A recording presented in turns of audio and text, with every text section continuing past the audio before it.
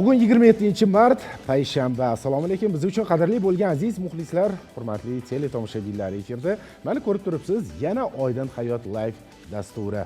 Assalomu alaykum yaxshilar. Bugun ham sog'lik salomatlikda sizning xizmatingizda ekanimizdan mamnunmiz. Dasturimiz avvalida homiylarimizga minnatdorlik bildiramiz, hamkorlarimizning umrlari ziyoda bo'lsin deymiz. Albatta, aziz teletomoshabinlar, 1 soat davomida biz bilan birga bo'lsangiz, albatta qiziqarli suhbatlar qolaversa, siz uchun foydali maslahatlarni tayyorlab qo'yganmiz, to'g'rimi? Ana shunday foydali suhbatlardan ilk suhbatimizni boshlash uchun sport maydoniga yo'l olamiz. Demak, assalomu alaykum. Assalomu alaykum. Tanishtiramiz, bugungi mehmonimiz xalq ta'limi a'lochisi, haykaltarosh Adham aka Saidxo'jayev. Adham aka, assalomu alaykum. Assalomu alaykum, Xush kelibsiz. Hozir teletomoshabinlarimizda savol paydo bo'lgan bo'lishi mumkin. Nima uchun haykaltarosh ijodkor sport maydonida ekanligingizni bu haqda dasturimiz davomida bilib olamiz va bugun esa biz ana shu qisqagina haykaltaroshlik xususidagi ham savollarni beramiz. Hozir siz adashmasam nafaqadasiz, a? Nafaqadasiz. Qolaversa siz bir qancha to'garaklarda ham mashg'ulotlarni o'tib kelar ekansiz. Bu o'zingizga yoqadimi?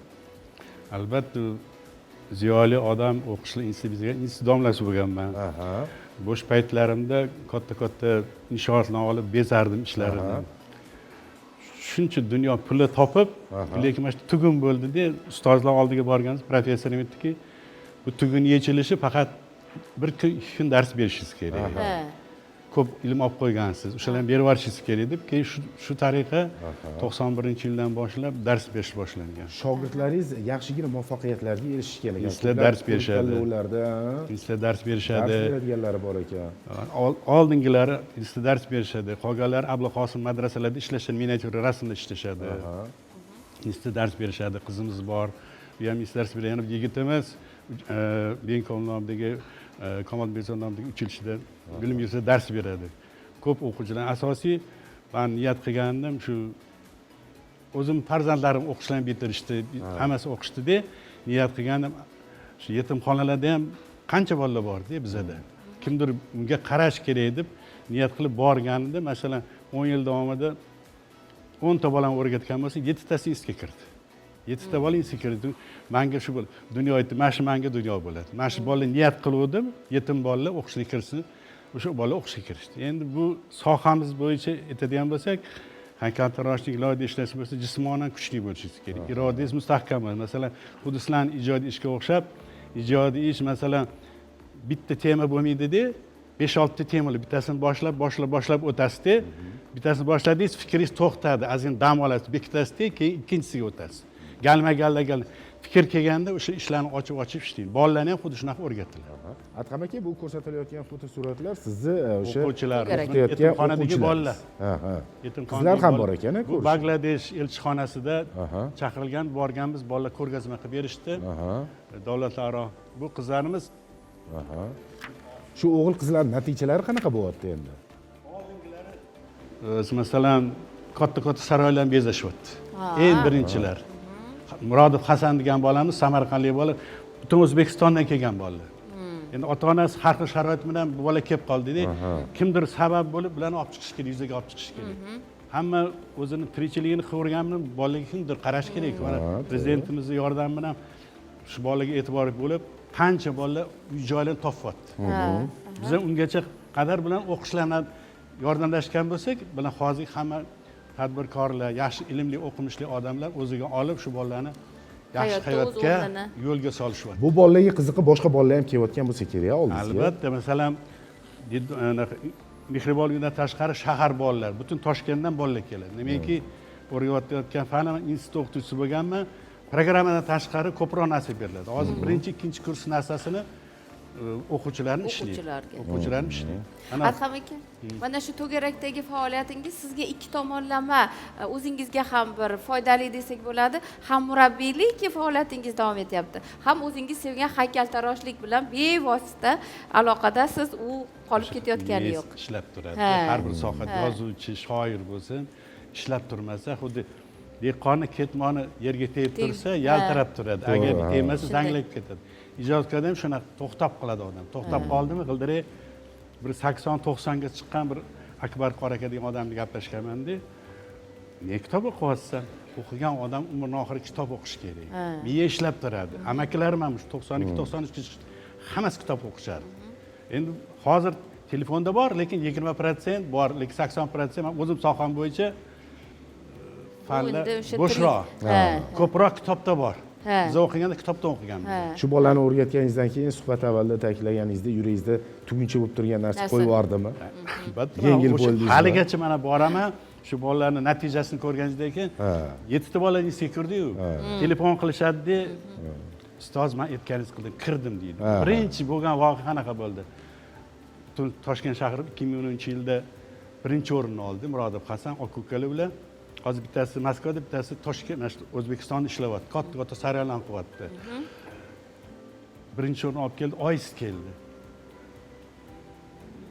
kirib keldida ustozi onasi keldi chaqiringlar deb o'sha kuni birinchi o'rinni oldi bola butun respublika bo'yicha kirdi ichkariga oyisi deb yig'lab turdi mani pulim yo'q ustoz mani pulim yo'q berishga pulingiz kerak emas mana bolangiz dedim birinchi o'rinni oldi necha mingta bolani orasida o'sha yetim bola birinchi o'rinni oldi bitta Samarqandni noni bor dedi boshqa pulim yo'q mani deyapti bering o'shani dedim 10 ga bo'ldi hamma bolalarga oldim bitta bo'lib berdim ko'rdinglarmi onasi qanaqa xursand bo'ldi sizlar ham shunaqa natijaga erishsanglar onanglar xursand bo'ladi hajlarga olib boringlar onanglarni o'qinglar o'qish kerak baribir boshqa yo'l yo'q masalan yetimxona hozir aytganim ham ko'prik mana shu yaxshi hayotni ko'prik shu ko'prikdan o'qishga kirsa bolani kelajagi bo'ladi mana o'sha 7 ta bola kelajagi bor bolalar kimdir aloqa sohasida kimdir rassom har sohada ketadi bu men to'garagim bir yo'llanma masalan hamma rassom bo'la olmaydi qiyin to'g'ri masalan haykaltaroshlik rasmda masalan 4 marta ishlanadi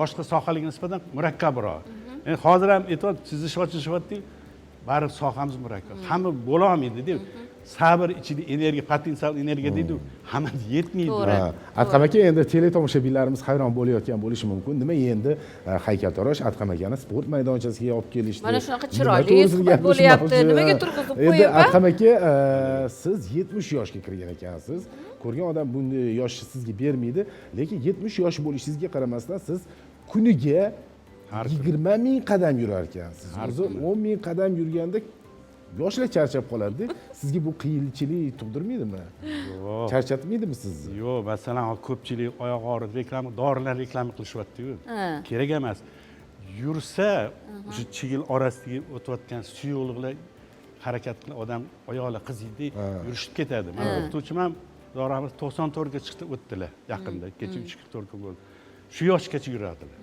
94 yoshda o'sha badiiy akademiyada bitib kelgan Leningradda professor Boymatov Alloh rahmat qilsin juda irodali odamlar bizani o'sha 4 ta 5 ta bolalarni shunaqa tarbiyalaganlar sohani egasi bo'lish uchun o'rgatganlar hech ko'rsattirmasdilar televiziyaga radioga chiqartirmasdilar yaxshi ishlasanglar o'zingiz sizni o'zi qidirib topa olishadi o'zingiz sohangiz bo'yicha yaxshi o'qilaring ana shu kungacha mana shu 4 ta 5 ta shogirdlari mana shaharda ham bitta bo'lsa 3 ta biza vodiyda ham bor ko'p shunaqa o'rgatilgan bolalar bor mustahkam sohasini ipidan ignasiga biladigan bolalar bor lekin jimgina nima deydi ruschasiga skromniy bo'lib sipo bo'lib yuriladi jim bilgan narsamizni o'zimiz ushlab turadi kerak odamga o'rgatamiz asosiy borgan yetimxonamiz ham shaharda shu bolalar asosiy rassomlarning ichida bitta juryer boyi bolasi qolgan hammasi mehnatkash bolasi bolalar harakat qiladi ota onam yordam bering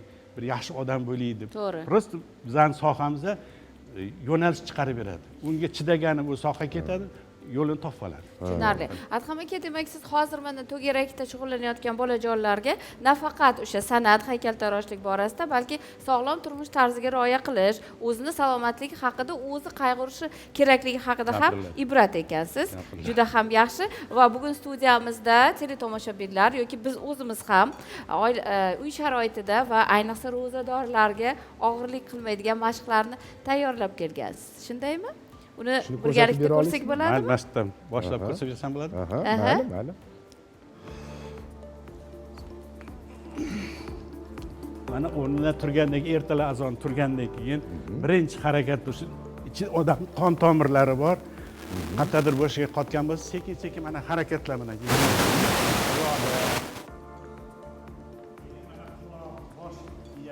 tomirlar qizdiriladi. Burunlar bitib yotgan odamlar bo'lsa, mana shundan 30 marta. Keyin mana orqa miyani 30 marta mashq qilinadi, o'sha burunlar ochilib ketadi. Adham aka, buni yotgan holatda qilish shartmi yoki turgan holat? ham bo'laveradi. Ha, bo'ladi. Yot mana qorin, mana bu şeylar biqlar qorin chiqqan bo'lsa, mana endi oyog'imni harakat qilib yollamasiga. Ha. Rest deydi. Mana to'g'ri qorin muskullari mana shunaqasiga 30 marta Oyoq, qo'l hammasi baravariga ishlash kerak. Mana oyoq birinchi mana qoringa bu, qoringa o'tirasizda, bunaqasiga qoringa. Ha. Mashq qilishingiz kerak 30 marta. Keyin xotir, keyin turib mana shuni egilib olgan holatda tizzangizga.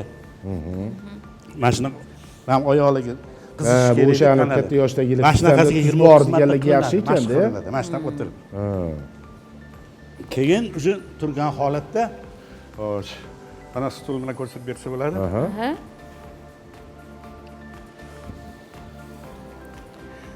Mana 40 marta o'tirib turiladi. Birinchi marta tizzada. Ko'p shifokorlar tibada butun Yevropada bizda ham ko'rsatiladi. Har kun ertalab jumasi 40 marta o'tirib turilsa, mana shu qon tomiri hammasi tepagacha ko'tariladi. Umri uzayishi ham mana shu ko'p odamlar ko'rdi. Ko'p tibbiyot xodimlari shuni 40 marta mana shu. Endi doimiy ravishda shug'ullanib turgan odam 40 marta o'tirib turgani yaxshidir. Endi boshlayotganlar kuchi yetganicha mana. Kuchi yetgancha mashq qiladi. Keyin sekin-sekin, men ko'proq qilaman, prosta aytayotganim hozir boshlanishda 20-30 sekin-sekin ko'paytiraveradi. Xo'sh, keyin mana o'tirgan holatda, stulda o'tirgan holatda ham oyoqlarni ko'tarib mashq qilsa bo'ladi. Ko'tarib oyoqlarni mana tizzalarni og'rishiga mashq qilsa bo'ladi. Oyoq egish, qorin ketqizishga mashq qilsa bo'ladi. Keyin albatta mana shu umurtqadan boshlab bel oyoqqacha mana shu o'tirib turib qattiqroq narsa bo'lsa, xudalik valinglar stoykasi bo'ladi, o'sha egilib, men suvni mashq qilganimda temirlar bor. Temir shuni ochuv tabiatda bajarasiz. Ertalab uydan chiqib yotib, hali yotgan holatda ko'chaga chiqib yurganda bu holatda shunday. Keyin qo'l, masalan, qo'l mushaklarini 30-40 marta mana shunaqasiga mashq qilasiz. Ajoyib. Demak, harakatlaringizdan ko'rinib turibdi, Adham aka, siz har kuni kanda qilmasdan ertalab mana shu mashqlarni bajarasiz. Keyin yana bittasi bor. Masalan, yugurmasdan uyda ham qilsa bo'ladi shu narsani. Sakrab mana. Mana shunaqa sakrab. Mana yoshim 70 qaraganda 70 marta sakrayman, keyin ora 30-40 dan keyin mana qorinlar ketadi.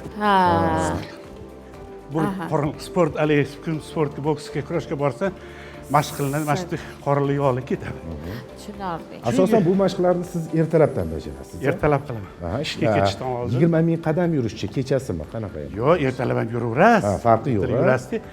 Yurganingiz butun oyoq qo'l muskullar qiziydi-da, yumshaydi. Hali mashqlarni aylanib o'sha kelamanda, keyin hali o'sha suvni bo'yida temirlar bor. O'shanda mashqlar qilaman. Keyin kim xohlasa rezinkalar bor, ispandir deydi, rezinkalar bor. Rezinkalar tortib, yelkalar. Hozir yosh katta bo'lganda hammasi bo'shashib ketadi. Agar har doim mashq qilib tursangiz, forma turasiz. Yoshlikda amaklarimiz hammasi harbiylar bo'lishgan bizda, uyda 5 ta aka bo'lsa, o'tin yordirishdan boshlatishadi. Mahallada sizga ergashuvchilar, siz tengi. Mahallamizda ko'p, suvni bo'yida rosa odam ko'p. Qaysi suvni nazarda tuting? O'rdani bo'yida. O'rdani bo'yida mana shu Olimpiada muzeyi bor. O'sha atrofida rosa ko'p odam, 80 dan oshgan odam. Endi bu mashqni bajarish uchun faqat suvni bo'yi kerakmi? Toza havo. Toza havo bo'lsa paytda ham hamma uyda o'tirdi, men chiqib ketardim, suvni bo'yida yurardim. Adham aka, mana shu mashg'ulotlar bilan muntazam shug'ullanayotganingizga necha yil bo'ldi yoki necha yoshingizdan boshlab bu sizni hayot tarzingizga aylangan? Sport maktabda boshlangan. Bizning o'qituvchimiz Spartakka kurashga yuborgan. Kurash tushib, chempionlar soyuzlarga borib kelganman. Demak, esingizda ham yo'q qachon boshlangani, lekin uni hech ham kanda qilmaysiz. Qilmasangiz oyoq qo'llaringizni oring. Ajoyib, ajoyib, ajoyib. Demak, sport esingizdan chiqib qolgan kunni o'zi yo'q ekan. Yo'q, har kuni ertalab yuriladi. Yomg'ir yog'sa, mana bugun ertalab ham zontni ko'tarib Nimaga bu savollarni beryapmiz? Adashmasam Shuhrat ham shu fikrdasiz. Inson mana shu yoshi katta, mana to'g'risini aytsam, hozirning o'zida bizga erinib, qanaqadir bir mushaklarimiz og'risa, bir hafta shug'ullanib, 2 kun tashlab qo'yish bizga hozir xos. Lekin mana shu yoshingizda ham shu narsani bir xotirjamlik bilan rohatlanib, mushaklaringiz qiziyotganini sezadigan darajaga kelish uchun uzoq yillar davomida to'xtovsiz bu sizga hamroh bo'lgan bo'lishi kerak. Qilmasangiz bo'lmaydi. Adham aka, endi muxlislarimizga tilaklaringiz bo'lsa, mana birinchi kameraga aytishingiz mumkin. Yoshlar ham sport bilan shug'ullansin. Demak, kelajakda umri uzoq bo'ladi, salomat bo'ladi. Butun a'zolari to'liq ishlaydi. Yotaversa odam dumaloq bo'lib qoladi. Harakat kam, tez kasal bo'ladi. O'shanday kasal bo'lmasdan sog'lom bo'yni kimdir mana oshxonalab birlar oqib yursa, sal choy ichsa joyiga tushib ketadi. Harakat qilgan odamdan butun tanadagi qon tomirlari, qoni yurishi, a'zolari mana shu kislorod yetib boradi yegada, xotirjam fikrlaydi. Agar shuni qilmasa, kasallar boshlanaveradi. Demakki, men Covid paytida ko'p odamlar kasalga chalindim, undan qilib qo'rqoq bo'lib qolishgan. Qo'rqish kerak, yurish kerak. Yursangiz sog'lom bo'lsa, kasallar ham bo'lmaydi odam. O'tirgan bo'yra deydi, yurgan daryo deydi. Yursa odam tuzalib ketadi. Albatta faqat dori bilan emas, tabiiy yurgan o'zida ham cho'milsa ham bo'ladi. Mana kullashsa o'sha suvni bo'ylab biz cho'milamiz suvlar. Oldin yoshli yigitlar sizlar aytayotganda qorlarda tushardi. Qorlarda ham suvga tushardi. Endi organizm ko'tar. Hozir shu yoshda bo'lsang, kullashsangiz bemalol tushasiz. Demakki, o'sha suv butun tanangizdagi og'riqlarni olib ketadi. Suvni bo'yda yurganingizda ham havo ko'p. O'shanga suvni bo'yida ko'p yurar ekansiz. Rosa havo. Bo'lmasam Adham aka suvni bo'yida ko'rishamiz. Xudo xolasa. Rahmat kelganingiz uchun.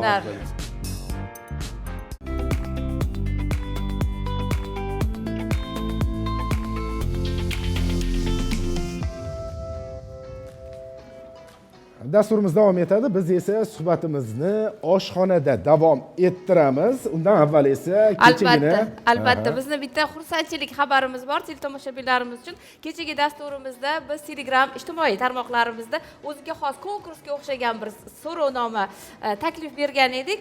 Xo'jayin qanday, dastgoh ham shunday degan nemis maqolaga o'zbekcha muqobil variantini yo'llashingiz kerak edi. Javoblar juda ham ko'p kelgan. Buning uchun sizga minnatdorlik bildiramiz. Lekin o'sha muallif, o'sha mutaxassisimiz eng to'g'ri kelgan, eng muqobilini tanlab olganlar va bu mol egasiga o'xshamasa harom o'ladi maqolini bizga Farg'ona viloyati Oltiariq tumanidan G'aniyeva Madina ismli muxlisimiz yo'llaganlar. Madinaxon, sizga va'da qilingan kitoblar mana bizni qo'limizda. Muharrirlarimiz siz bilan bog'lanishadi va albatta sovg'a sifatida bizdan mana shu kitoblarni esdalik sifatida qabul qilasiz. Barcha savolimizga javob berganlarga, o'z taklifini bildirganlarga alohida minnatdorlik bildiramiz. Bu kabi viktorinalar bizni dasturimizda albatta davom etadi. Kuzatib borsanglar, biz imkon qadar mana shunaqangi sovg'alarni o'z egalariga yetkazishga harakat qilamiz. Agar nemis tilini bilganimda, xo'jayin qanday, dastgoh ham shunday degan maqolni men hozir nemis tilida aytgan bo'lardim, lekin afsus bilmayman. Shuning uchun mol egasiga o'xshamasa harom o'ladi degan maqol ekan. G'olibamizni tabriklaymiz. Salomat bo'ling. Va mana endi aytib o'tganimizdek suhbatdoshimizni tanishtirib o'tsam, dietolog, nutritsiolog Muazzamxon Jamolova. Assalomu alaykum. Assalomu alaykum. Xo'sh, Muazzamxon, hozir teletomoshabinlarimizga sizni bir siringizni ochadigan muddat keldi. Aytishlaricha, siz qani edi, men ham qachondir mana shu Oyda Hayot live dasturida ishtirok etsam edi deb orzu qilgan ekansiz. Shu haqda. Viktorinada qatnashib ko'rmadingizmi? Yo'q. Yo'q, bugungi dasturga tayyorgarlik bilan band bo'lgansiz. Albatta. Xo'sh, marhamat. Ko'p qatori shu men juda ham shu Oydin Hayot live ko'rsatuvini kuzatib boraman, muxlislaridanman.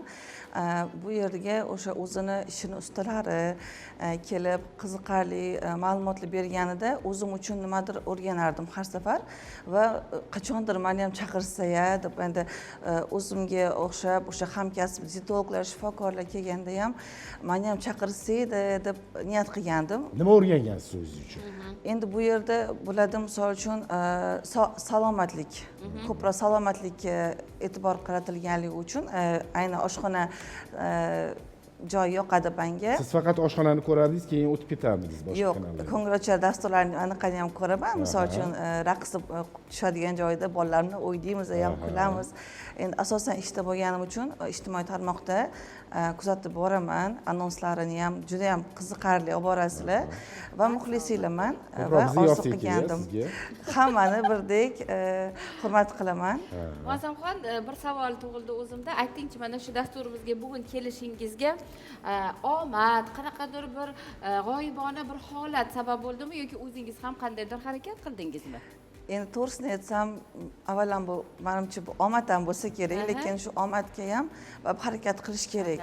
O'sha o'zim ustimda ishlab, lekin baribir qachondir mana shu ko'rsatuvga chiqaman degan maqsadim bor edi-da, baribir ham o'sha ijtimoiy tarmoqlarda o'zim ustimda ishlab, har xil retseptlarni qo'yib, harakat qilardim nimadir foydali narsa berishga. Ya'ni siz kelishdan avval ancha tayyorgarchilik ko'ribsiz-da, hatto o'sha bolalaringiz bilan qandaydir oydin hayotda oshxonasini uyda tashkillashtirib, qanaqadir savol-javob ham qilgan bo'lsangiz kerak. Ko'rardik-da. Yana aytmoqchimanki, sizni bugungi dasturingiz muallifi o'zlari topdilarmi yoki o'zingiz shu haqda o'zingiz haqingizda xabar berdingizmi? Yo'q, men taklif qildilar. Nimaga bunday demoqchiman? Agar Oydin hayotlar dasturida ishtirok etishni xohlasangiz, omadni yoki qanaqadir vaqt o'zi ixtiyori bilan kelishini poylab o'tirmay, o'zingiz haqingizda ijtimoiy tarmoqlarimizda bizga xabar bering demoqchiman. Mana Muazzamxonga o'xshab ijtimoiy tarmoq orqali men topibdilar-da. Lekin ko'pchilik tortinadi, uyaladi. Sizda ham shunaqa holat bo'ldimi? Yo'q. Bo'ldi, boshida nima deyman deb hayron bo'ldim, hayajonlandim. Chaqirishlarmikin, yo'qmikin degan xayollar bo'lgan. Nima bo'larkin, qanaqa bo'larkin? Chunki hali birinchi marta men tashrif buyurishim. Yo'q, lekin hammasi yaxshi, zo'r. Keling, shuni bitta sinab ko'ramiz. Bugun mana salat tayyorlabsiz. Salat haqida o'zingiz batafsil gapirib bering, biz sizni tashqaridan imtihon qilib turamiz. Xo'p, bo'ladi. Hozir Ramazon oyi bo'lganligi uchun saharlik va iftorlikda yengil hazm bo'ladigan salatni tayyorlashga harakat qildim va tayyorladim qo'ldan kelgancha. Bu salat o'sha oqsilga boy bo'lib, ichida o'sha tovuq go'shti, bodring, pomidor, bulg'or qalampiri va o'sha grek yogurtidan foydalandim va sabzavotlardan foydalandim. Asosan biz saharlik qilgan paytimiz kechki iftorgacha bo'lgan paytda qorni ochadi. Keyin kechgacha odamlarning xayolini ko'zini oldida turli xil baquvvat ovqatlar o'tadi-da, keyin iftorlikdan keyin og'iz ochgandan keyin ko'p ovqat yeb qo'yamiz. Undan keyin oshqozonimizga bu hazm jarayoni qiyinlashadi va o'z-o'zidan lohaslik kelib chiqadi. Keyin ozgina yotib oling deydi, harakat kamaygandan keyin ortiqcha vazn ko'payishni boshlaydi. Bu noto'g'ri narsa. Baribir ham inson to'g'ri ovqatlanishi, to'g'ri hayot tarzini amal qilishni men tavsiya qilib qolardim va shu retseptni taqdim etmoqchi bo'ldim. Agar foydali bo'lsa, juda ham xursand bo'lardim. Mana hozir ekranlarimizda mana shu salatning retsepti ham berildi. Uy bekalariga tavsiya qilamiz. Bugun erinmasdan aynan mana shu salatni yuqorida berilgan retsept asosida tayyorlab ko'ring. Ma'qul kelsa, ijtimoiy tarmoqlarimiz orqali o'zingizni o'sha munosabatingizni bildirib qo'ysangiz, biz ham Muazzamxon ham xursand bo'lamiz. Shundaymi? Muazzamxon, o'zi dietologiyaga qachondan qiziqib qolgansiz? O'zim asli kasbim pedagogman, 15 yillik tajribaga ega pedagogman. O'zim hozir maktabgacha ta'lim tashkilotida tarbiyachi bo'lib ishlayman. 4-farzandim dunyoga keltirganimdan keyin meni ortiqcha vazn bezovta qildi. Bu soha, bu menga umuman yot narsa edi. 4-farzand dunyoga keltirgandan keyin hamma tashqi tomondan semirib ketibsizmi? To'lishib ketibsiz, sal o'zingizga qarang. Dietologlarga murojaat qilganmisiz? Ha, turli xil dietologlarda qatnashganman, turli xil dorilar reklamasi ozdirar ekan desa olib ichganman ham, fitnesslarga qatnaganman, lekin natijasi bo'lmadi. Lekin baribir o'zim ustimda ishlashga harakat qilib, shu professional nima deydi, shu ishni ustasidan dars oldim va hozir ham izlashda davom etyapman va to'g'ri ovqatlanishni o'zim ham amal qilganim uchun boshqalarga ham amal qilishlikni tavsiya qilib ijtimoiy tarmoqda o'zimni obunachilarimga maslahatlar berib boryapman. Yaxshi natijalar yaxshi bo'lyaptimi? Yaxshi, Xudoga shukr. Demak, shaxsiy tajribangizdan ham, Ha. sizga murojaat qilganlarni tajribasidan ham bemalol ayta olasiz. Shart emas turli jarrohlik amaliyotlari orqali yoki faqat o'sha dori-darmonlar, biologik qo'shimcha moddalar asosida emas, to'g'ri ovqatlanishni yo'lga qo'yadigan bo'lsak, organizmimiz o'zini ishini to'g'ri bajaradi. To'g'ri, uyimizdagi bor mahsulotlardan shunchaki biz to'g'ri foydalanib taom tayyorlasak bo'ldi. Biz albatta o'sha fast foodlarga murojaat qilib, gazli ichimliklarni ichib, uni ichsangiz ham kuningiz o'tadi, ichmasangiz ham kuningiz o'tadi-da. O'shaning uchun albatta doimo to'g'ri ovqatlanishni hayot tarziga aylantirishlarini men tavsiya qilib qolardim. Tushunarli. Demak, uyingizda o'sha dietologiyaga doir oid bo'lgan taomlar doimiy ravishda pishirib borilar ekan. O'g'il bola, qiz bolalar hammasi to'g'ri ovqatlanishga shunaqa. qat'iy rioya qiladi. Juda ham yaxshi. Mana endi Muazzamxon o'zi nisbatan olganda bugungi dasturimizda ishtirokingizni asosiy vazifasini ado etib bo'ldingiz, retseptni taqdim etdik, buni foydali jihatlarini aytib bo'ldingiz va shu joyga kelganda savol bermoqchiman. Xo'sh, Muazzamxon Oydin Hayot Live dasturini bevosita jonli ishtirokchisi bo'lish qanaqa ekan? Hozir taassurotlaringiz. Zo'r ekan, juda ham hayajonlangan edim. Lekin hayajonim hali ham bor, lekin sizlarni ko'rib juda ham xursand bo'lib ketdim. Agar siz hozir birinchi kelishim demagan bo'lganingizda yoki barno aytmagan bo'lganda, boshqa sonlarga kelgansiz, u yerda boshlovchi biz emas, balki boshqalar bo'lgan fikr menda bo'lardi. Ya'ni sizning xotirjamsiz. o'zingizga bo'lgan ishonch, Oshxona xuddi xotirjamlik. go'yoki o'zingizni oshxonangiz. Ha, o'zim bilmadim, qanaqadir juda ham hayajon bilan keldim. To'g'risini aytsam, soat 3 da turib olganman. Bugun nima deyman borgandan keyin qanaqa bo'ladi? Duo qiling oyijon, duo qiling adajon, nimadirki men dovdirab qolmay endi deb ana qildim. Yo'q, lekin xursandman, sizlarni ko'rganimdan xursandman. Rahmat. Taklif uchun avvalambor rahmat. Salomat Izlanishda bo'ling. davom etavering. Yaxshi Va- yaxshi maslahatlaringiz bo'lsa, bemalol bizga aloqaga chiqsangiz, Rahmat. albatta yana keyingi Albatta. dasturlarimizda ham hamkorlik Rahmat. qilamiz. Va bugun albatta 23:00 da ko'rsatuvimizni takroran tomosha qiling. Ko'raman. O'zingizga Ko'rdingizmi? tashqaridan Bizga nazar qiyin solishga bo'lyapti. imkon bo'ladi. Ekologiya 23 bo'lyapti. Siz yengil olib ketyapsiz. Rahmat. Va mana shu gaplarimizdan anglagan bo'lsangiz kerak, Muazzamxon, sizni doimiy ravishda hamkorlikka chorlab Rahmat, qolamiz rahmat. va bu suhbatlarimizdan kimgadir naf tegadigan bo'lsa, Albatta. demak bizni bir soatlik umrimiz zoya Rahmat, ketmayapti. rahmat, Ishtirokingiz uchun albatta. minnatdorlik bildiramiz. Rahmat, Oydin sizga. Hayot Live dasturiga xush kelibsiz. Rahmat, xush ko'rdim. Salomat bo'ling. Rahmat. Rahmat, Siz sog' bo'ling. doimiy muxlisimiz ekansiz. Endi bugun televizorda emas, bevosita studiyada bizani kuzatishda Qarang, davom nasib etishingiz qildi mumkin. Biz menga. esa Rahmat. keyingi suhbatdoshimiz tomon yurishimiz Salomat kerak. bo'ling. Rahmat Rahmat. deganingiz uchun Rahmat, demak. salomat bo'ling. Bizning Assalomu navbatdagi alaykum. suhbatdoshimiz tadbirkor Lola Aslonova. Assalomu alaykum. Va alaykum assalom. Lolaxon, buncha chiroylisiz. Liboslaringiz buncha go'zal. Taqdim etayotgan ko'ylaklaringiz esa ayol qizlarimizni bir qarashdayoq o'ynatadi. e'tiborini tortdi. Beklarimizga menga ham olib bering deyishga majbur qiladigan liboslar bo'libdi. Studiyamizga Go'yoki xush yosh kelibsiz. kelinlarni Rahmat. ko'ryapman-da Ha, hozir Lolaxon. Ayting, o'zingiz gapirgingiz kelib ketyapti, ayting Lola. Avvalambor taklif uchun rahmat. Mana shunaqangi liboslarimiz, milliy liboslarimiz bilan qizlarimizni yana ham ruhlantirib, kayfiyatlarini ko'tarib, yangi kelinchaklarimiz, ayollarimizni go'zalliklariga go'zallik qo'shib kelayotganidan xursandman. Juda ham yaxshi. Mana hozir yuqoridagi suhbatdoshimiz bilan ham siz bu sohaga qachon kirib kelgansiz, qachondan qiziqish bo'lgan deb aytdik. Shu savolni sizga ham bersak, xohlayapsizmi shu savolga javob berishni? Mayli. Bu sohaga tikuvchilik sohasiga juda ham kichkina paytimdan 3-4 sinf paytimdanoq kirib kelganman.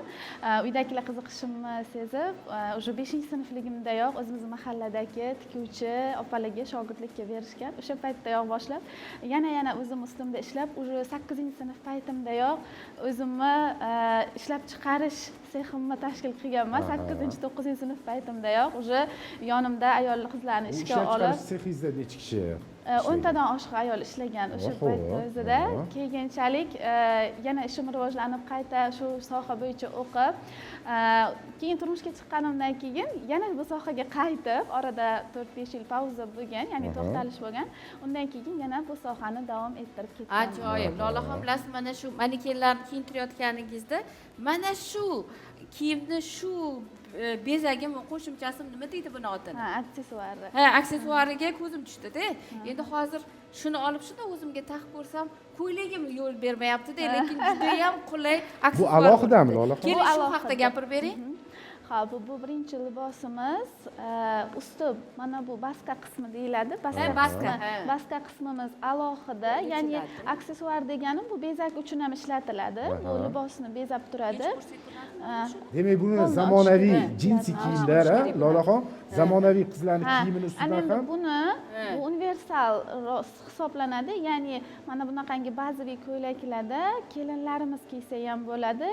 Buni kofta, shimlar bilan ham kundalik kiyimda ham kiysa bo'ladi. Jinsilar ha, yechiladi, bu ochiladi. Baska qismi. Hozir ochishga to'g'ri keladi. liboslar juda ham Mana bu boryapti. Polni Ochiladi. ochib, yana istalgan libosni ustidan taqsa bo'ladi. Mana bemalol tushadi. Bemalol tushadi. Ha, hozir ocholmaymiz menimcha. Tushunarli.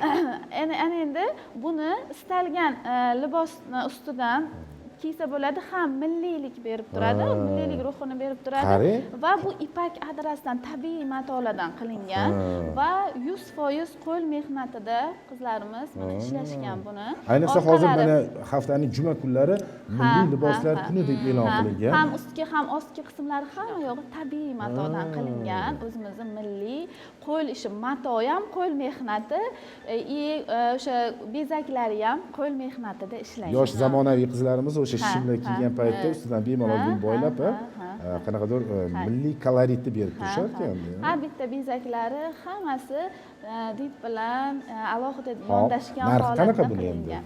Hamyonbopmi? Narxlari 500 ming so'mdan boshlanadi. bo'ladi. Matoga qarab, bezaklariga qarab narxlanadi. Buni ham biz buyurtma asosida tikamiz, ham bizda tayyor razmerlarga variantlarimiz ham bo'ladi. Lolaxon, yuqorida qizlarimiz deyapsiz. Bu qayer nazarda tutilyapti? O'zingiz ustozlik qilayotgan shogirdlaringizmi yoki ma'lum bir tadbirkorlik bilan ham shug'ullanasizmi?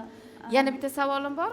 Siz kabi dizaynerlarning ko'pchiligi mana shu taqinchoqlarni ham o'zlari yasashadi. Ha. Ana endi bizda hozirgi kunda tadbirkorligim ham o'quv markazimiz bor, ya'ni yosh qizlarimiz, ayollarimizga kasb hunar o'rgatamiz, ya'ni dizaynerlik bo'yicha tayyorlaymiz qizlarimizni, ham o'sha eskizlar chizish, libos chizish, dizaynerlik o'quv yurtlariga ham qizlarimiz, abituriyentlarni tayyorlaymiz. Bizda juda ham ko'plab qizlarimiz onlayn hamda offlayn tarzda ta'lim olishadi. 1,5 mingga yaqin shogirdlarimiz hozir ayni damda o'quv markazimizda o'qishadi. Shogirdlarimiz ham xuddi shunaqa liboslar, bundan ham chiroyli har xil turdagi liboslarni yaratishni o'quv markazimizda o'rganib kelishmoqda. Lolaxon, bizni ma'mur qizlarimiz aytishdiki, mana bu qizil ko'ylak nihoyatda og'ir ekan, bu ilishga ham qiynaldik. Bu nimani hisobiga, o'sha toshlari hisobigami? Toshlarini hisobiga. Buni shu holatida 15 metr adras ketgan. Necha kilogramm tosh ketgan? Yarim kilodan oshiq ko'z ketgan o'ziga va matoni o'zi ham skladkalari, ya'ni taxlamlari ko'pligini evaziga og'irroq, ham bu chopon sifat bo'lganligi uchun astarlari 2 qavat shunaqangi sifatli qilib tabiiy matolardan foydalangan holatda qo'l bezaklari bilan Eshitishimizga qaraganda sizni buyurtmachilaringiz qo'shni davlatlardan, hattoki okean ortidan, Amerikadan ham turib sizga buyurtmalar berishar ekan. qo'shni davlatlardan ham o'zimizni ham yurtlarimiz milliyliklarini yo'qotmagan holatda bizga buyurtma berishadi. Adras, ipak matolarimizdan har xil liboslar zakaz qilishadi va biz ularga buyurtma asosida mana shunaqangi chiroyli liboslarni tayyorlab beramiz. O'zlarini milliyliklarini, o'zbekliklarini yo'qotmaganliklari bu juda ham xursand qiladi meni va u yoqda turib ham kelinlik sarpolari uchun bizda mana shunaqangi adreslar har qilishadi. Demak, ular sizga 100% ishonib, didingizga ishonib, o'zingizga qo'yib berishar ekan. O'zimiz mato tanlaymiz, o'zimiz fason yaratib, faqat razmerlarini aytishadi, mana shunaqangi razmerda xohlaymiz deyishadi va tikib chiqadi. Endi menimcha bu kabi aksessuarlar bo'ladigan bo'lsa, razmer juda ham unaqa aniq bo'lishi shart emas. masalan barnoni razmeri sizga ham to'g'ri kelib ketsa kerak. Hattoki eningizdagi ko'yni ham menimcha o'sha tayyor ko'ynakni olgansiz, ustiga esa milliy aksessuar qilib o'zingiz tikib olgan bo'lsangiz kerak. Yo'q, Tayyor ko'ylagim. Tayyor. bu ko'ylakni kecha sizlar o'tgan kuni efirga taklif qilganinglardan keyin Yarim kunda qizlarimiz tayyorlab yangi oldinglar. libosman uchun, efir uchun tikuvchi qizlarimiz bor, masterlarimiz bor. Lolaxon Alloh bitta taolo aylanib ko'ylakni orqalarini ham bitta ko'rsatib bering. Yoqalari juda ham Ana. o'ziga xos. Mana. Ana Ko'rdingizmi ko'rdingizmi? Barno? Yarim kunda yarim kun ko'ylak ichida Shuhrat ayollar shunaqa. shunaqa sizlarni efiringlar uchun ataylab shunaqa libos yaratdik. Buning uchun ana shu qizlarga minnatdorlik bildirib qo'yamiz. Master qizlarimizga alohida rahmat. Yarim kun ichida menga shunaqangi dizayndagi qo'lgul, liboslar tez, yaratib chapqon. berdi. Endi Barno Lolaxondan sog'lom turmush haqida ham so'rasak bo'lardi. Nima qilasiz so'rab, o'zi ko'rib turibdi-yu. Ko'rib turibdi, endi ko'proq nimalarga ahamiyat Nima berasiz? qilasiz so'ramoqchimisiz? Chunki o'tirib ishlaydigan odamlar haddan ziyod o'sha ortiqcha vazndan aziyat chekadi, bu borada ko'p izlanishlar qilishadi, nimalardir o'ylab Ayting, topishadi. Ayting. Manda sog'lom turmush tarzida asosan ko'proq ish bilan band bo'laman. Juda ham qo'limizda chunki ko'pchilik ishlaydi, ko'pchilik o'qiydi. Shunga yarasha harakatimiz ko'proq. Menimcha shuni hisobiga ham hayot tarzimiz o'zi reja asosida ketadi. Reja asosida tartib bilan bo'lsa, hamma narsa menimcha o'sha sog'lom turmush tarzi ham buzilmaydi deb o'ylayman. Genga ham bog'liq, menimcha. Genga ham bog'liq. Onangiz ham shunaqa Ha. o'ziga o'xshagan. Bizada dadam ozg'inroqlar, shu sababli menimcha genga ham Ozg'inroqlar qanday? Mendaymilar? Ha, sizdaylar. Demak, men ozg'in ekanman. Voy Shuhrat, kompliment so'rab olishingiz kerak. Ko'proq kompliment qilib O'zimni o'zim maqtamasam kim maqtaydi meni? Oda hayotlar dasturiga keladigan mehmonlar, mutaxassislar Shuhrat Rahmatjonovga albatta bitta kompliment tayyorlab kelinglar. Siz 78 kilogrammsiz desa, yetadi. Lolaxon. Endi suhbatimiz yana davom etishi mumkin edi, lekin biz jonli efirdamiz. Fursatdan foydalanib, uyda uy bekasiman, kasbim bilan shug'ullanishga imkoniyatim bo'lmayapti yoki qachonlardir tikishni orzu qilganman-u deganlarga nima tavsiya bergan bo'lardingiz? Agar O'zini ustida ishlash masalasida biz hozir sizni reklama qilmoqchi emasmiz. O'zi umuman ayollarga tegishli tavsiyalaringiz. men o'zim ham turmushga chiqqanimdan keyin uyda o'tirib, o'sha yosh bolali paytimda uyda o'tirganman, lekin o'sha turmushga chiqishimdan avvalgi orzularim, shu kasbim, hunarim bu tikuvchilik kasbi san'at hisoblanadi-da. Bu ichidan talant, o'qituvchilik yoki bir boshqa sohadan farqliroq-da. Bu talant, ya'ni bo'lishi kerak bunda. Shunaqa qizlarimiz bor, qo'li gul qizlarimiz bor. Yonimga shogirdlikka kelishganda ko'raman, siz shuncha talant uyda olib o'tiribsizmi deyman-da qizlarga. O'sha ichida talanti bor, kichkinaligidan shu sohaga qiziqqan qizlarimizga maslahat beraman. O'zlarini ustlarida ishlashlarini. Talanti bo'lmasa-yu, xohishi bo'lsa-chi? Talant bo'lmasa-yu, xohish kuchli bo'lsa, unda ham bu sohada o'ssa bo'ladi. Bizning tikuvchilik sohasi juda ham keng qamrovli va davomli soha hisoblanadi. Agar ichingizda shu sohaga intilish bo'lsa, qiziqish bo'lsa, albatta uni yuksaltirish kerak, o'z ustida ishlash kerak. Lolaxon, bugun birinchi marta kelishingizmi? Yo'q, men sizlarning ko'rsatuvlaringizga avvalam kelganman. Ha, bizlar kunimizda bo'lmagani uchun shu savolni berdim.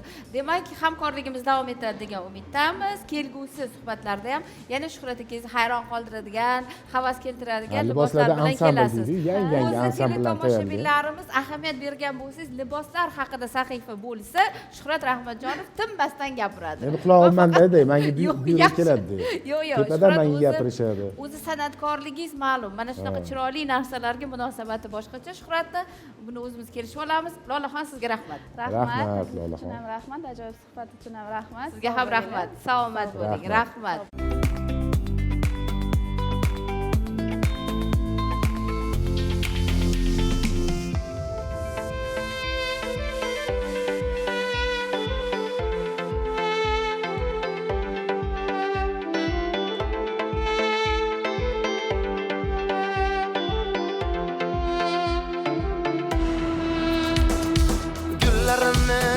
Qo'lda tashlab, yurak ko'ngil dilim g'ashlab, qishloqlarni menga tashlab, shaharlarga ketding gulim. Qishloqlarni menga tashlab, shaharlarga ketding gulim. qo'llarimda qoldi gulim, ming poralar bo'ldi dilim, yurak yondi ko'z munchog'im. Sensiz qoldim nachoraman, ishqda bo'lgan bechoraman, aqlim hayron ovoraman, sevgan gulim ko'z munchog'im.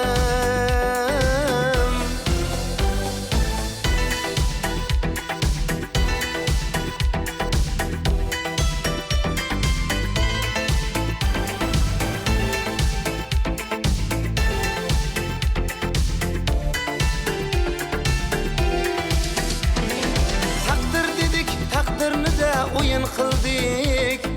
Xayr dedik, so'zimizni mayin qildik. Afsusdamiz, pushaymonmiz endi bildik. Shaharlarga ketding gulim. Afsusdamiz, pushaymonmiz endi bildik. Shaharlarga ketding gulim. Hayrat tushdi endi yo'lim, qo'llarimda qoldi gulim, ming poralar bo'ldi dilim, yurak yondi ko'z munchog'im. Sensiz qoldim nachoraman, ishqda bo'lgan bechoraman, aqlim hayron ovoraman, sevgan gulim ko'z munchog'im.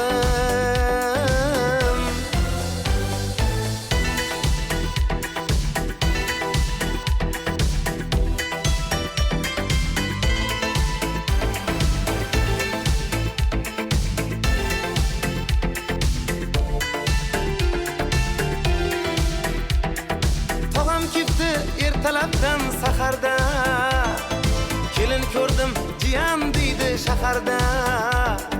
Yuragimni yoqqan qiz ham shaharda, qishloqni tark etgan gulim. Yuragimni yondirgan qiz shaharda, qishloqni tark etgan gulim. Hayrat tushdi endi yo'lim, qo'llarimda qoldi gulim, ming poralar bo'ldi dilim, yurak yondi ko'z munchog'im. Sensiz qoldim nachoraman, ishqda bo'lgan bechoraman, aqlim hayron ovoraman, sevgan gulim ko'z munchog'im. Hayrat tushdi endi yo'lim, qo'llarimda qoldi gulim, ming poralar bo'ldi dilim, yurak yondi ko'z munchog'im. Sensiz qoldim nachoraman, ishqda bo'lgan bechoraman, aqlim hayron ovoraman, sevgan gulim ko'z munchog'im. Rahmat xonanda Muxlisbek Qurbonov. Assalomu alaykum. Va alaykum assalom, xush kelibsiz. Yaxshi kayfiyatda yaxshimiz, Rahmat, charchamayapsizmi? keling suhbat uchun. Joyingizni egallab oling. Kayfiyat yaxshimi? Aha, xush kelibsiz. Muxlisbek, to'g'risini aytsam, shu qo'shiqni eshitib ham rahmim keldi, ham jahlim chiqdi. Nimagaligini o'zingiz tushunib olgandirsiz. Lekin shu suhbatni shu savolga javob berishdan boshlasangiz, meni qishloqlarga tashlab o'zing shaharga ketding gulim dedingiz-ku. Ha. Bu qaysi qishloq edi siz qolib ketgan? Avvalambor hammalarga assalomu alaykum. Va alaykum Bayramlar assalom. muborak bo'lsin. Yurtimizdagi chiroyli Navro'z bayramlari davom etyapti. Hammalarga bayramlar muborak bo'lsin. Rahmat. Endi ijodkorda hamma qo'shiqlari ham ko'p hollarda o'zini taqdiridan kelib chiqmaydi, lekin har bitta yigit, ya'ni xonanda sevgi haqida ashula aytadi, qayerdir o'ziga taalluqli joyi bo'ladi. Biz ham o'zi aslida Qashqadaryo viloyati Shahrisabz shahrini Ommag'on mahallasi bor. Shahrisabz shahrida joylashgan. Shu mahallada katta bo'lganman o'zim. 2008-yil Toshkentga kelganman o'qish jarayonida. Ungacha o'sha mahallalarda ustozlarimiz qo'shiqlarini eshitib, o'sha har bir yigit qishloqda nima ish qilsa, o'sha ishlarni hammasini bizni ham boshimizdan o'tgan, ya'ni somon yiqqanmiz, paxtaga chiqqan paytlarimiz bo'lgan. Shu mahalliy o'zimizni qishloqda bo'lgan, o'sha qishloqda katta unib o'sganmiz o'zimiz. Shuning uchun qishloq haqida ashula aytayotganda odam yuragi ko'pirib ketib qoladi. Albatta. Chunki shahar haqida, shaharlar haqida qo'shiqlar juda ham ko'p. Endi qishloq temasi kelganda u aynan misollar masalan aynan qishloqlik bo'lishi shart emas, lekin har bitta odamni qishloq haqida gap ketganda yoshligi, bolaligi, hech bo'lmaganda ota-onasi olib borgan qishloq, buvisiniki balki shu narsalar esida qoladi. Albatta. Lekin to'g'risini aytish kerak, qishloq haqida qishloqliklar gapirsa ko'proq ishonarli bo'ladi. Agar men hozir Toshkentda turib, Toshkentda tug'ilib, katta bo'lib, o'sib, men hozir qishloqni maqtab tursam, o'zing Toshkentda turasan, ko'p qavatli uyda, qishloqni nimani qatdan bilarding? bilarding. Qishloqda baribir tabiat boshqa, havo boshqa, Katta-katta yerlar bor. Albatta. U yerdagi O'zi qishloq sharoitlar ham albatta qishloq 100% harakatni taqozo etadi. Harakat esa insonni mehnat qilishga o'rgatadi. Mehnatni bilgan inson esa shaharga kelgandan keyin ham mana shu go'zal hayotni qadriga yetishi kuchliroq bo'ladi deb o'ylayman o'zim. o'zi Intilish ham agar balandroq bo'ladi. to'g'risini Ha. aytadigan bo'lsak, Shahrisabzni tabiati juda ham chiroyli. Buni o'zim ham eshitganman, hattoki o'sha perivallardan, dovonlardan o'tib turgan paytda tepalikdan ko'rinadi, unda qaraganda birinchi bo'lib kitob ko'rinadi, juda chiroyli, keyin esa Shahrisabz, Hozirgi kunda juda chiroyli tabiati Kechqurun bor. agar o'tib ko'rsangiz shu kitob perevalidan, Davondan, ya'ni kechqurun endi mana Shahrisabz juda obod bo'lib ketdi. Mana hozir butun turizm o'sha yoqqa qarab katta e'tibor berildi, aeroportlarimiz ochildi. Shu kechqurun tushayotganingizda kaftdek bo'lib chiroqli yonib turgan juda chiroyli ko'rinadi. Ayniqsa hozir Xuddi bahorda anavi bir qal'aning ichida joylashib qolgan mana tarixiy shaharga o'xshab o'zi shunaqa aslida, lekin juda ham chiroyli ko'rinadi. bahorda juda ham Bahorda chiroyli, вообще go'zal juda ham bo'lsa kerak, bahorda yam-yashil. ayniqsa. Aha. Demak, bilishimizga qaraganda sizni san'atga chorlagan sizni sevgilingiz emas, sizni qo'shig'ingizda aytgan qaysidir qizlar emas, balki Shahrisabzni tabiati ekanda. Shunaqa Shahrisabz o'sha aytganingiz bilan gapirdilar, hozir mehnat dedilar. Mani onam sulolamizda unaqa san'atkor bo'lmagan, lekin onam juda qiziqqan bo'lganlar o'sha mana. Ya'ni onamlar bir vaqtlar bizani kattalarimiz televizorda, radio priyomniklarda eshitgan san'atkorlar bilan Alloh nasib qildiki, Toshkentga kelib o'qib, o'rganib, institutlarni tamomlab, shu san'atkorlarni tirigi bilan bir sahnada ijod qilgan paytlarimiz bo'ldi. Onam juda qiziqqanlar o'sha paytda endi mustaqillikdan oldingi paytlar bo'ladi. Kolxoz dalasi, paxtalarda chiqib rosa baqir-chaqir qo'shiq aytib yurganlar. San'atga men o'ylayman, onamning qorinida qiziqqan bo'lsam kerak. Chunki esimni taniganimdan boshlab ashula aytganman. Shahrisabz shahrida madaniyat maktabi bor, madaniyat saroyi bo'lgan oldin, o'sha yerda 5 yil muzikalniy shkolada, musiqa maktabida ta'lim olib, bu qiziqish ortib boravergan, konkurslarga juda qiziqish. Ya'ni men o'ylaymanki, agar men san'atkor bo'lmaganimda ham hech gap bo'la olmas edi. Faqat san'atkorlik meni taqdirimda Uyda bo'lgan. nechta farzandsizlar o'zi? Uyda men, ukam, singlim 3 farzandmiz. Demak, sizda san'atga bo'lgan qiziqishni onangiz sezib, uydagilar sezib, hop deyishgan. Sezishmaganda yoki san'atga qiziqishmagan bo'lganda, qo'ysangchi san'atni yig'ishtir, undan ko'ra bitta qo'y boq, mol boq, mana bu ishlarni qil, bu ishlarni kim qiladi degan odamlar ham bo'lishi mumkin. Hozir endi qishloqqa borganingizda menimcha o'rtoqlaringiz ham havas bilan qarasa kerak. Allohga shaharlik bo'lib ketdi, kiyimingdan boshqa. Hozir men ham bundoq qarab turibman, oyoqdagi o'sha kiyib olgan poyabzalingiz ham san'atkorlarni poyabzalida. Bu haqiqatan ham o'sha san'atkor o'sha shu nomni yedimi, boshqacha fikrlayotgan, boshqacha dunyo qarashi bo'lar ekan. Aytishga imkon bering, ular ketyapsiz. Keyin bitta narsani so'ramoqchi edim-da. Bitta narsani siz hattoki muqimiy teatrda ham faoliyat ko'rsatgan ekansiz. Mana endi shuni gapiring, Barnoni savoli qiziq emas edi. Yo'q, men savol Barnofan boshlig'idan kelmoqchiman. O'zi shu tez-tez gapirib o'taman bo'lmasam, shu qishloq temasi ochilganini aytamanki, 2008-yilda maktab bitirganimdan keyin biz uchun Toshkent Amerika bo'lgan. To'g'ri? Ya'ni kelish, bu yerda ijod qilish juda fantastik darajada bo'lgan. To'g'ri. Bilmadim. Ayniqsa siz aytgan o'sha buyuk san'atkorlar bilan yonda turish, Yoshlikdan rubob chalaman, televizordan ko'raman, u san'atkorlarni bitta yarmini tirigini ko'rib qolmasam, ya'ni yonmas Og'abek akalarni, Shuhrat akalarni faqat efir orqali bo'lgan. Bu telekanal juda menga qadrli, uni ham hozir gapirib beramanki. Shu maktab bitirishimiz bilan hammani bitiruv kechasini kutishni boshladi. Men nima qildim? O'sha paytda may oyi edi, g'allalar o'rilgan, somonlar yig'ishtirilgan. Qiziq bo'lgan, eng qadrli bo'lgan joyki, mana shu hozirgi kunda men Toshkentda uy-joyimiz, ijodimiz, butun Xudoga shukr respublikaga tanishga harakat qilib yurganligimiz sababi Qishloqlarni tashlab shaharga kelib oldim deydi. ana o'sha qishloqda 5 gektarlik katta yer maydonida fermer xo'jaligida yig'ilgan somonni tagidan somon to'dalab bir telichkasini yig'ib ukam-ukalarimiz 80 mingga sotib Toshkentga yetib olganman. Shaharga kelib, mana Xudoga shukr kechasi kunduzi Toshkent madaniyat kolleji tahsil olganman 2008-2011 yillarda kechqurun Chorsuda eski shaharda qassobchilik qilardim. Ana. Talabalik kunduz o'qirdim. O'sha o'qish jarayonida konkursga ham tayyorlanardik, mutaxassislik bilan shug'ullanardik, yana kechasi. Bir kunda o'rtacha 5 soat, 6 soat uyqu bo'lardi. O'sha jarayonda O'zbekiston xalq artisti endi buyuk ustoz san'atkor Kommunapa Ismoilovani nazarlariga tushib, qo'llarida tahsil olish menga nasib qilgan. O'qishni bitirayotgan jarayonimda nimaga aynan bu telekanal, bu respublika telekanallari biz uchun qadrli bo'lgan 2011-yilda rahmatli ustozim O'zbekistonda xizmat ko'rsatgan artist Shuhrat aka Qayumovni tarannum ko'rsatuvi orqali ustoz bilan ko'rishganmiz va o'sha yerda bitta ashulani ijro qilib, ularga shogird bo'lib tushganman. Voy Muxlisbek, rosa ham yosh bo'lgan ekansiz. Hozir o'zingiz qarab, yoshingiz nechida? Katta muddatni gapiryapsiz desam, mana juda ham yosh bo'lgan ekansiz. Necha yosh bo'lgansiz o'shanda? Bu 2012-2013-yillar ustozimning konsertlari, konsert paytida biz shogirdlar shu yerda xizmatda bo'lamiz, yo'llarda turamiz. Nasib qilib ustoz bilan bir ko'rishish, uchrashish bo'lsa, juda vaqtlari tig'iz bo'laveradi. Ya'ni ko'p hollarda faqat ko'chada, mashinada ko'rishardik-da.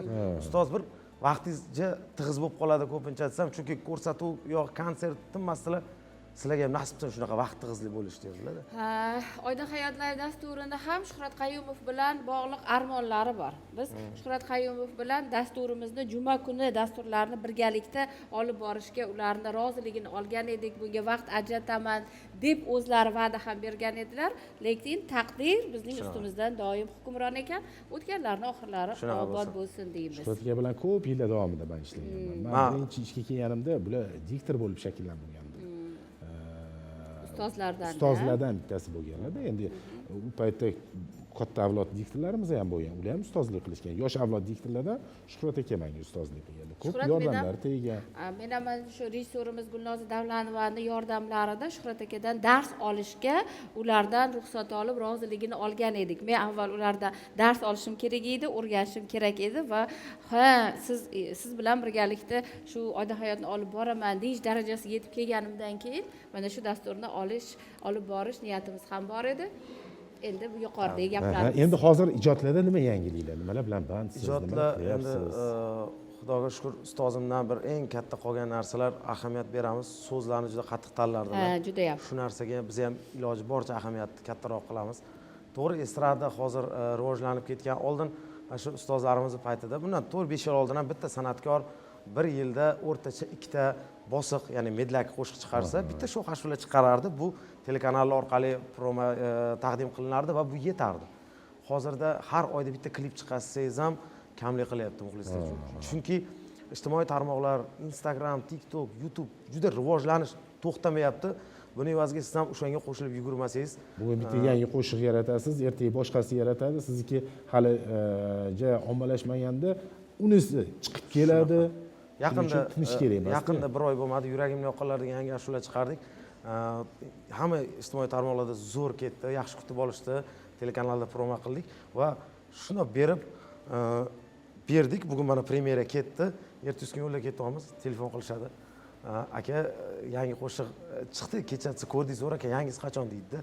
Yo'lda tormoz to'xtab olib baqirgingiz keladi-da. O'zi hali kecha chiqardim-ku bugun. Chunki bu juda katta mehnat. Albatta. Katta to'lovlar, bu mehnat. Aslida endi hamma narsa faqat pulga emas, yaxshi narsa chiqarish birinchi o'rinda. Yaxshi odamlar bitta qo'shig'ingiz yoqadi-da, undan keyin undan ham kattaroq mas'uliyat yuklaydi odamga. Ya'ni bundan ham iloji boricha yaxshiroq qilay deb odam o'sha bir marta muxlis bo'lgan odamni muxlisligini ushlab qolish hozirgi kunda qiyin. Endi hozir bizning dasturimizni so'ngida qanaqa qo'shiq eshitamiz sizdan? Endi bu davlat kanali, O'zbekiston telekanali bo'lganligi uchun bugun ustozlar haqida gapirib o'tdik. Mirzaka Azizov o'sha teatrimizda direktor bo'lganlar, o'shalarning paytida ishlagan edim, qo'ra artist va aktyor bo'lib. Ustozlar haqida gapirganligimiz uchun O'zbekistonda xizmat ko'rsatgan artist, marhum ustoz san'atkor Rahmatjon aka Qurbonovni, Davudiyovo Sog'ib Rahmatjon Qurbonovni ustozimizni qo'shiqlaridan o'tganlaridan keyin terma qilib, papuri shakliga keltirib, xalqimizga klip olib taqdim qildik. Oila a'zolarining ruxsatlari bilan shu qo'shiqda endi bayram bo'lganligi uchun, ko'tarinki kayfiyat bo'layotganligi uchun shu qo'shiqni ijro qilib, Xudo xolasa bugun taqdim qilamiz. Juda ham yaxshi. Biz esa eshitamiz, lekin barakaga. oldin esa biz xayrlashib borishimiz kerak. Qolaversa, bugun 27-mart sanasi Xalqaro teatr kuni ekanligini ham eslatib o'tishni lozim deb topdik. Mana shu kasb egalari, teatr sohasida ishlab kelayotgan san'atkorlar, ijodkorlar sizlarni mana shu bayram bilan chin yurakdan tabriklaymiz. Kuningiz xayrli o'tsin. Navbat Muxlisbek Qurbonovga. Biz esa xayrlashishimiz Marhamat. kerak. Bizga ajratilgan vaqt o'z nihoyasiga yetdi. Yana sog'lik, omonlikda ko'rishguncha deb qolamiz. Biz sizlarni hurmat qilamiz, sevamiz, ardoqlaymiz. Shunday ekan, kelasi ko'rsatuvlarimizda ko'rishguncha deb qolamiz. Navbat qo'shiqda. Rahmat. Assalomu alaykum.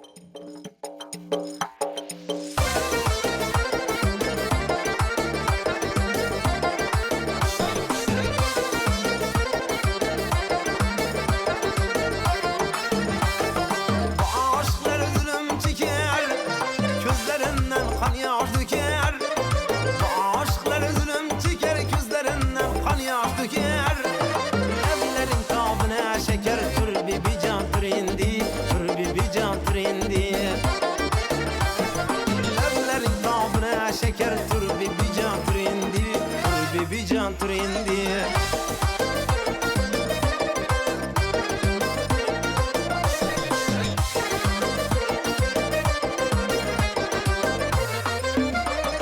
Saçlarını yayıp şu kız geledi, lebi bağlı yüzlere kırmızı geledi. Saçlarını yayıp şu kız geledi, lebi bağlı yüzlere kırmızı geledi.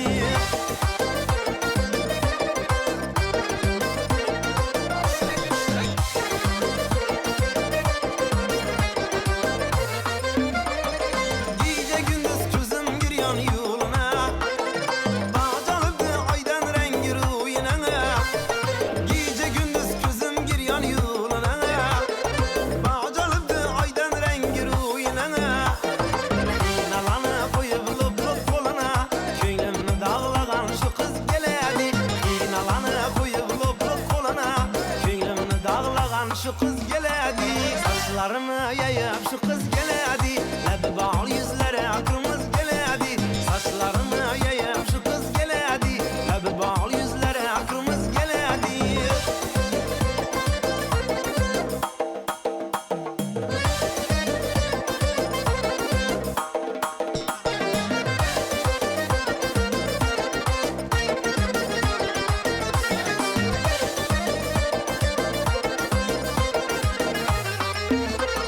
Söyle söyle sana kurban bulayın, canım aldı kara gözlerin seni. Sana gelenlerde kalkan bulayın, canım aldı kara gözlerin seni. Söyle söyle sana kurban bulayın, canım aldı kara gözlerin seni. Sana gelenlerde kalkan bulayın, canım aldı kara gözlerin seni. Bin kızı vermez men nazların seni.